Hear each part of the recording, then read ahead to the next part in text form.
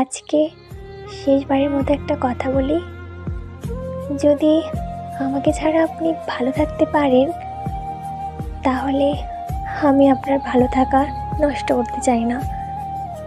আমি জানি যে আমি মানুষটা খুব ভালো না।